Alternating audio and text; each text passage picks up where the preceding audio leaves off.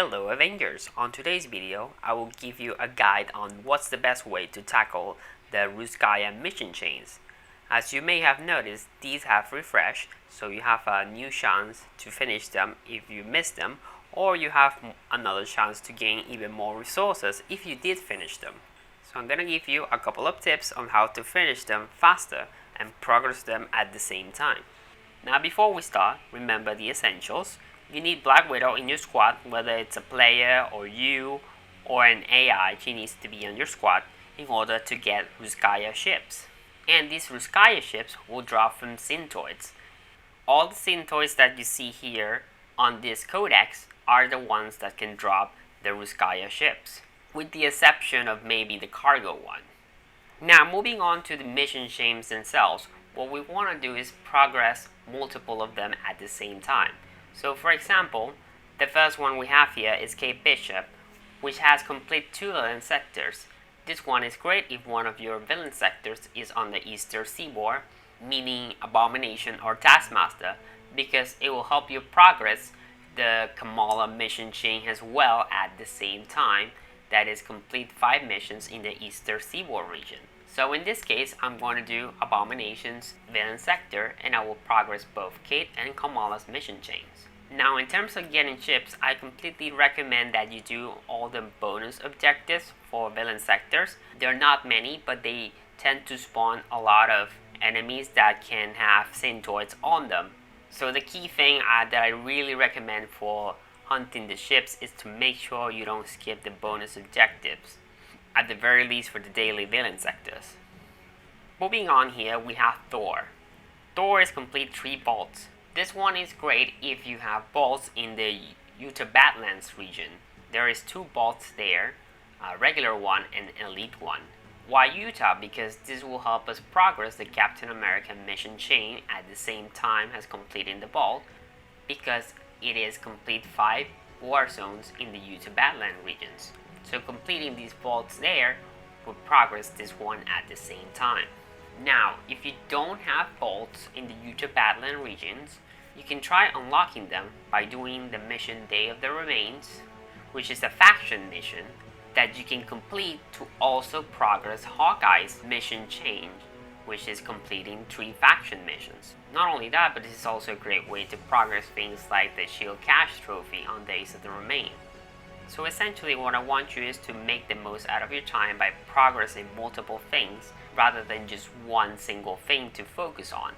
Of course, maybe you don't want to do all of them, so you decide how you want to mix them up at the end of the day. In the case of the Black Widow priority mission, one of them is in the Eastern Seaboard, which is Global Presence, which I highly recommend you do regardless of this mission change, because it's guaranteed 2 exotics, because it's replacing the Mega Hypes currently. But completing it will not only progress Black Widow's mission chain, but it will also progress Kamala's mission chain. In the case of Hulk's mission chain, it's complete 5 threat sectors. This one can also be combined with the Captain America one. So if you don't want to do the whole thing of getting involved from the Utah Badlands regions, you can instead do the threat sectors. There's a few in there, one of them being Our Town, which will be great to progress your Captain America mission chain and the Hulk one at the same time. Not only that, but there's also threat sectors in the Eastern Seaboard, which will help you progress the Kamala one at the same time as well. Similarly, the Iron Man mission chain works the same way. There is drop zones in the Utah Badlands regions, and there is drop zones in the Eastern Seaboard. So you can progress the Iron Man one with Captain America's and Ms. Marvel's. So again, the key concept here is to make sure that you are progressing multiple things at the same time if your plan is to do all of them. And of course, doing this, you can change between all the characters that you're using. Now, I want to give you a quick tip on Hawkeye, because I know some people have this question, it's how to defeat enemies with the Hunter Arrow Ultimate. For this one, you have to make sure you have the skill specification of the dive bomb. The dive bomb does a lot more damage than all the other specifications for the ultimate, so you will be able to get killed just by summoning the ult during these missions without having to worry on whether or not they hit or land. Just make sure you have that skill specific on him. And again, when doing this mission chains, try to do the bonus objectives. Also, an extra note is that threat sectors tend to have shield cache, so I recommend exploring them to find these shield cache so you can find more ways to unlock more bolts if you don't have any at the time. Again, making sure that you're progressing multiple things at the same time. And threat sectors tend to be pretty wide open too to explore, and you can find around the streets a lot of Syntoids walking by. Now additionally, for the faction mission, if you don't want to run Day of the Remains, because it has less Syntoids and less overall things to progress, unless you need the vault, then I recommend the mission Out of the Shadows. It's a pretty short mission, and the second objective always has Syntoids for me. A lot of them can be like 15 to 20 Syntoids in that second objective. So that one's really a great way to get any extra ships if you happen to not have enough, or if you want to progress the faction mission chain and at the same time progress the ships, then this is my best recommended one, because the other faction missions tend to have enemies that are Taskmaster forces or just overall human enemies, but this one in the second wave has a lot of Syntoid robots.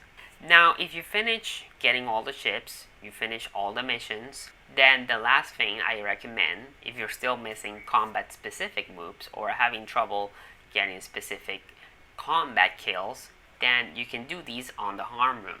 That's right, the harm room, not the custom one, the regular harm rooms, they do count for progressing combat kills with the heroics. I recommend jumping into the very first harm room, as it has the easiest enemies to take out, and you can pop in all your heroic kills right there, and you can either complete the whole waves by regaining heroics, or you can simply reload the checkpoint and start over with the easiest enemies over and over again. Again, this is a last resort if you're missing a few enemy kills and whatnot, but it's not good overall to be your main focus, because you're not gonna earn chips from here, and you're not gonna progress any other missions in the mission chain. Anyways, I hope this guide was useful for you. I know these resources may not seem like a big thing, but if you have been spending them recently on exotics and whatnot from the last event, then this will come in very handy, especially to have a nice new stack of them, because eventually we're gonna get new exotics and new gear drops from the Omega level threats that are coming soon. And it's a small activity to do while you wait for the big main event of the Red Room Part 2 this Thursday. See you next time, Avengers!